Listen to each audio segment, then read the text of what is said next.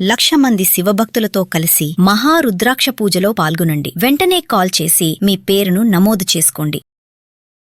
నమస్తే, welcome back to Suman TV. Present మనతో పాటు ఉన్నారు అనలిస్ట్ మందరి కృష్ణారెడ్డి గారు. నమస్తే సార్. నమస్తే అమ్మా.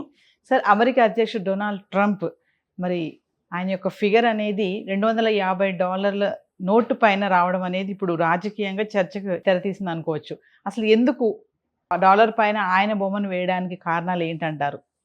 అంటే ఇది ఇంకా స్ట్రాంగ్నెస్ ఇస్తుందా ట్రంప్కి అని? అంటే అమెరికా చరిత్రను మనం పరిశీలిస్తే అబ్రహాం లింకన్ దగ్గర నుంచి పేరు మోసినటువంటి మంచి పరిపాలనా అధ్యక్షులైనటువంటి అమెరికన్ ప్రెసిడెంట్స్ వాళ్ళు మరణించిన తర్వాత వాళ్ళ ఫోటోతోటి నోట్లు ప్రింట్ అయినటువంటి మాట వాస్తవం. బ్రతికున్నప్పుడు దాదాపుగా చాలా అరుదుగా విషయమే, అంటే అది చాలా జాగ్రత్తగా పరిశీలించాలి. బట్ ఎక్కువ భాగం 99% ఆఫ్ ది అమెరికన్ ప్రెసిడెంట్స్ వారి మరణానంతరం వారికి సంబంధించిన ఫోటోల్ని నోట్స్ మీద ప్రింట్ చేయడం అనేది అమెరికాకు ఒక ఆచారంగా వస్తూ వచ్చింది. అంటే వాళ్ళని గౌరవించుకుంటూ వాళ్ళ గ్రేస్ని తెలియజేస్తూ తమకు కూడా ఏంటంటే ఎప్పటికప్పుడు అమెరికా లోపల ఈ నోట్లని దొంగ నోట్లుగా డూప్లికేట్గా మార్చడానికి వీలు లేకుండా ఎక్కువ మార్పులు చేర్పులు చేస్తూ ఉంటారు. ఆ చేసే ప్రక్రియ లోపల అమెరికన్ ప్రెసిడెంట్ ఫొటోస్ని మరణానంతరం కానీ పదవి అయిపోయిన తర్వాత కానీ వేయడం అనేది ఒక ఆనవాయితీగా వస్తున్నటువంటి ఆచారం. కానీ డొనాల్డ్ ట్రంప్ మిగతా వాళ్ళకు భిన్నమైన వ్యక్తి. ట్రంప్ నిర్ణయాలు ఎట్లా ఉంటాయో మనం చూసాం. ట్రంప్ తన స్వార్థం కోసం అవసరమైతే ప్రపంచాన్ని మొత్తం కూడా అలజడిపాలు చేయడం. ఇవాళ ప్రపంచంలో ఏ దేశం శాంతిగా లేదు.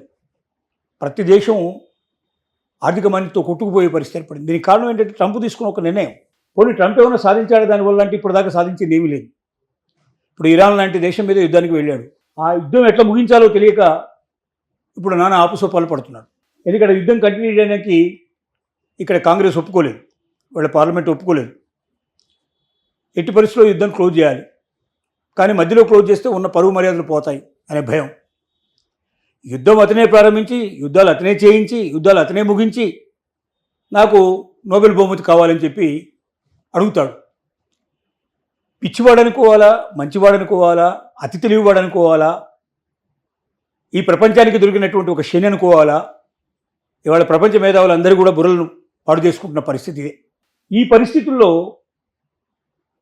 ఎవరో తెలియజేశారు, లేదా తనకే వచ్చి ఉంటుంది, అసలు బతికుండగానే పదవిలో ఉండగానే ఫోటో వేస్తే బాగుంటుంది కదా.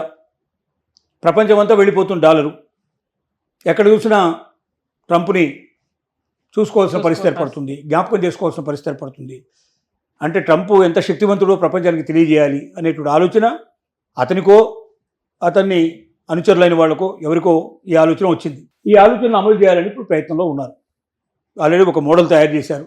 ఆ మోడల్ని ఇప్పుడు ఏం చేయబోతున్నారంటే పార్లమెంట్లో ప్రవేశపెట్టబోతున్నారు, సెనెట్లో ప్రవేశపెట్టబోతున్నారు.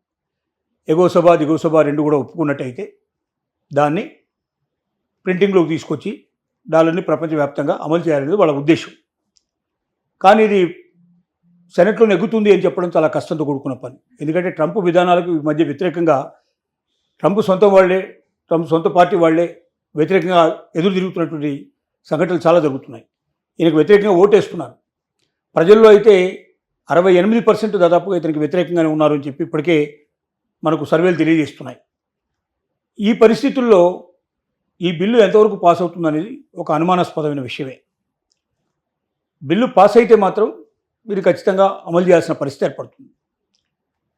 దీన్ని అమెరికన్సే పెద్దగా ఇష్టపడటం లేదు నేను చెప్పాలంటే. ఎందుకంటే ట్రంప్ గొప్ప మేధావి అని ఎవడు ఒప్పుకోవడంలే.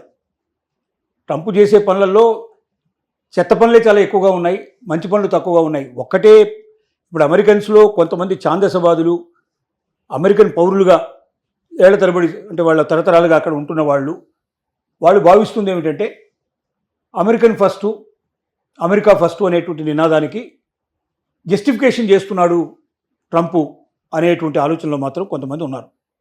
వాళ్ళ సంఖ్య అంతా కలిపితే 30% కన్నా ఎక్కువగా 25-35% కన్నా ఎక్కువ ఉండదు వాళ్ళు.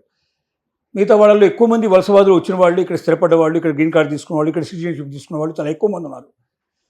ఇతర దేశాల నుంచి వచ్చి స్థిరపడ్డ వాళ్ళు ఎక్కువ ఉన్నారు. అసలు అమెరికన్ చరిత్రే ఇతర దేశాల నుంచి వచ్చి స్థిరపడే పరిస్థితి.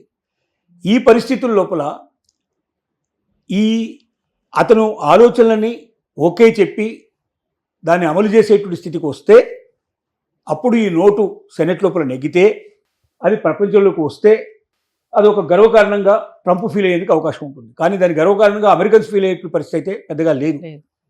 ఇది ఇప్పటి వరకు మనకు తెలుస్తున్న చరిత్ర.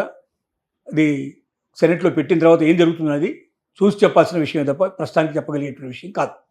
Thank you.